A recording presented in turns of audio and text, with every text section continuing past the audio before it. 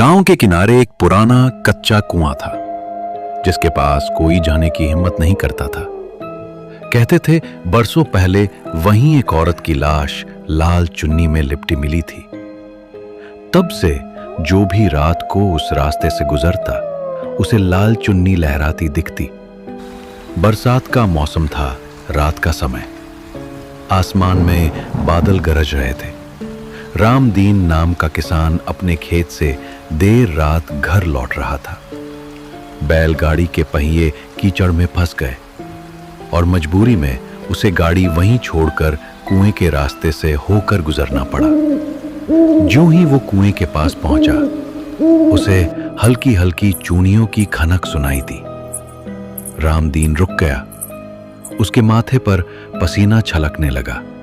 चारों ओर सन्नाटा था, पर कुएं के मुहाने पर उसे साफ दिखा। लाल चुन्नी हवा में लहर रही थी। उसने खुद को समझाया, ये मेरा वहम है, और कदम तेज कर दिए। लेकिन तभी पीछे से एक कराहट जैसी आवाज आई, रामदीन। उसकी रगों में खून जम गया। वो हिम्मत करके पीछे मुड़ा तो देखा लाल चुन्नी में लिपटी औरत, जिसके बाल गीले और बिखरे थे, धीरे धीरे उसकी ओर बढ़ रही थी। उसका चेहरा बिल्कुल काला, सिर्फ आंखें लाल लाल चमक रही थी। रामदीन भागने लगा, लेकिन जितना तेज दौड़ता उतनी ही तेज वो औरत उसके करीब आ जाती। अचानक उसने देखा उसके पैर जमीन को छू ही नहीं रहे थे। भागते भागते रामदीन फिसलकर कुएं के पास गिर पड़ा।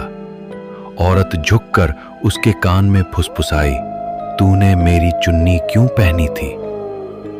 रामदीन हक्का बक्का रह गया। उसे याद आया, कुछ दिन पहले खेत में काम करते समय उसे लाल कपड़े का एक टुकड़ा मिला था, जिसे उसने मजाक में सिर पर बांध लिया था।